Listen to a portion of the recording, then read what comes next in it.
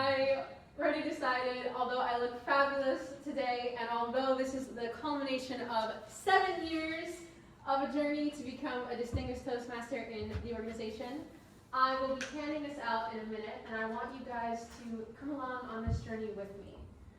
Reflecting on my path is something I think I've been doing honestly the whole last year. I've given a lot of speeches where I talk about what Toastmasters has meant to me, how I arrived here as president, as well as what it means to me to be in the organization for the rest of my life, hopefully. Because of that, you guys have heard it all before. I really didn't want to come up here today and say, so talk about myself because this, and this, and things that you guys have already heard before, to be honest. I think we're all a little tired of that. At least I know I am. In my journey to become a distinguished Toastmaster, as I've mentioned many times, you look at the graphic behind me, there are several components that it takes to become a DTM. One is to, in the top left corner, complete 2 learning pathways. That's what I'm about to do today. The second is to serve as a district officer for 1 year. Who can tell me what that means? District leadership, what does that look like? Or what kind of role, for example, would that be? Well, we have club, then we have area, yeah. And then we have district. So any of the district roles, that's your district leadership. Perfect. I will do one small caveat with that. If you were in the area, that's still district leadership. So becoming an area director serves as that 1 year of district leadership. Okay. It is a daunting role, but it is a lot of fun. You oversee your clubs, usually 4 to 6 for a whole year. You get to learn a lot about Toastmasters, see new club cultures, and meet a lot of new people. You're not used to everyone, right? From our club, we're used to everyone here, but then you get to move outside of that and meet other people. Then third, club extension and support on the bottom left. That is where you serve as a club mentor or coach, as well as conduct a youth leadership program, speechcraft, or serve as a club sponsor. I know that's a lot, sounds like a lot. Basically, you help a struggling club and found a new one. Those are the main categories for what you're doing. So I was both a club coach and I founded a club, PTC bilingual, within the Bahamas. It was a lot of fun, 2022, 2023. It takes a lot of work. I did it because I had a connection to the Bahamas at that time. I was serving alongside our district director, who's DTM Austin Kanaka. Shout out, my friend. That was a great year. I founded that club. But that is what that club extension and support means. I also coach a struggling club, the Boca Raton Advanced Toastmasters. They are in a great place now, but we all know what it's like to be down on our luck. Even as a club, we come together and we help each other out. That's what that means, right? Last but not least, club leadership. As several confreres in this audience know, that means that you serve as a club officer for a year. That's within the club. You are president, treasurer, we have a treasurer here, our vice president of membership. With those achievements, you are finally a DTM. And now understanding what that really means to become one. Obviously, it takes time, it takes perseverance. I want you guys to take up some time in my speech and tell me what aspect of yourself do you think, whether it's a characteristic or the reason you got into Toastmasters, what of those characteristics do you think you have when you look at yourself in this mirror that makes you think you can become the next DTM?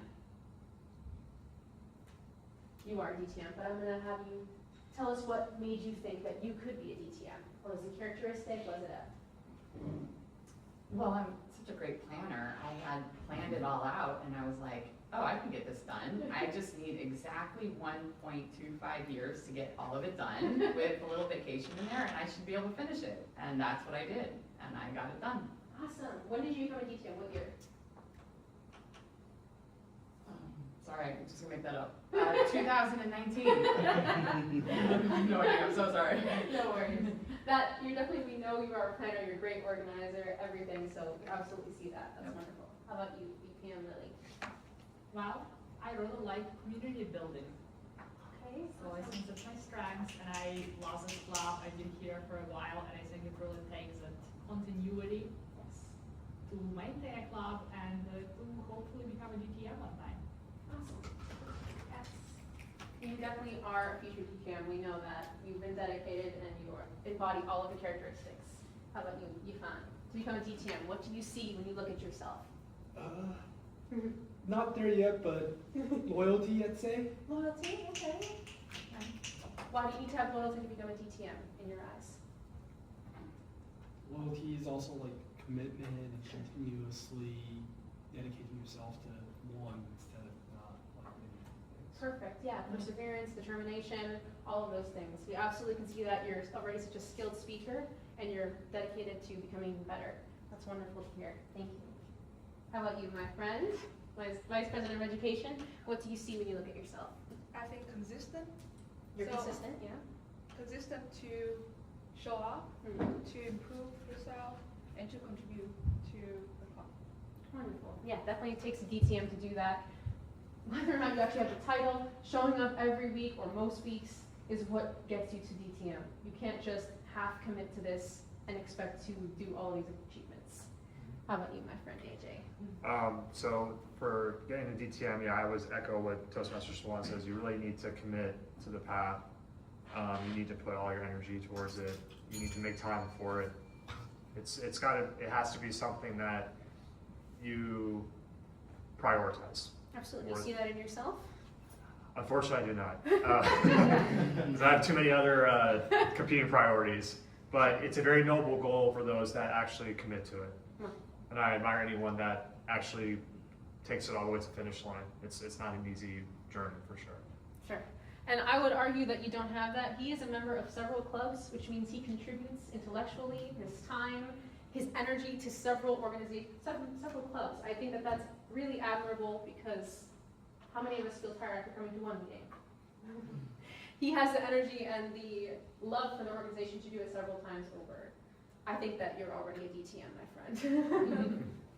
Let's go back to Daniel, my evaluator. What do you see in yourself that could make you a future DTM? I'm very organized, so I feel like being organized as a club helps, efficiency, that helps the club run smoothly. I'm always looking for ways to improve, like creating a Marian list to keep track of words so we don't use duplicate words. Very true. You've also been incredibly brave. You competed in your first ever competitions very recently.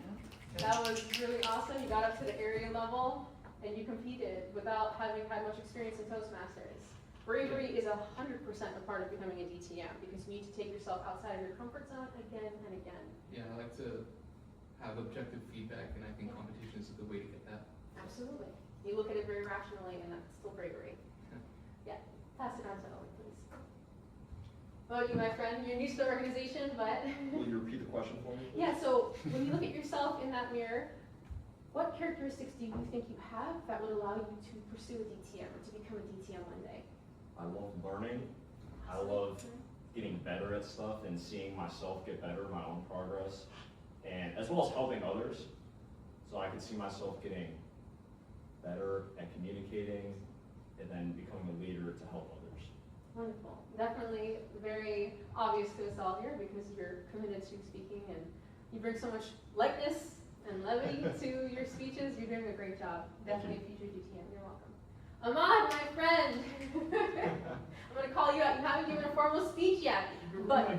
Yeah, I was going to say that the number one trait that I possess that would make me a suitable candidate for DTM is how much of a prolific speech giver I am. Still that. Sorry. Anyway, It's funny. I wouldn't say that I'm particularly in the short term interested in becoming DTM, but if I were to pursue it, what I would say is likely required to make it feasible is a degree of planning, like the distinguished Toastmaster Joggers was saying earlier, is that you should plan it out in advance so that way it doesn't conflict with any other competing priorities. Because I don't think it's realistic to just decide I'm going to do this out of the blue. You have to plan ahead to see what commitments and make buffer room for unexpected things that come up to be able to still pursue it without a consistent timeline. Absolutely. That's what I think. Yeah, you are very much a devil in the details kind of guy. One of the very first meetings that he was coming to that I also attended, I made an offhand comment about how I wanted a diagram of the lights so that we could know which ones to turn on and off in these dimly lit rooms. he, the very next meeting, had a diagram for me of that, and I was so impressed and so enthusiastically motivated by seeing your attention to detail and your determination. Any of those qualities apply to you. You were definitely a DTM in the making, my friend. CJ, our secretary, you're already on this journey because you're an officer. Yes. What do you think of yourself in terms of qualities that give you the ability to become a DTM?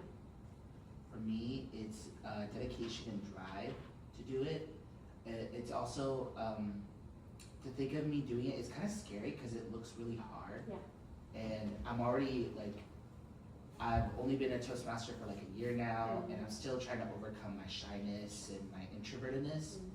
So it's something that I have to overcome personal struggles first before making the plan to pursue this plan, Okay. which takes like 2 years to do. Yes, at least. Yeah. But it also gives you time at that point because you are able to work slowly on yourself. No one can convert themselves into a public speaking beast right off of the bat. So it's actually a good thing to have that. Kevin, you're new to the organization, but what do you see when you look at yourself to becoming a DTM qualities?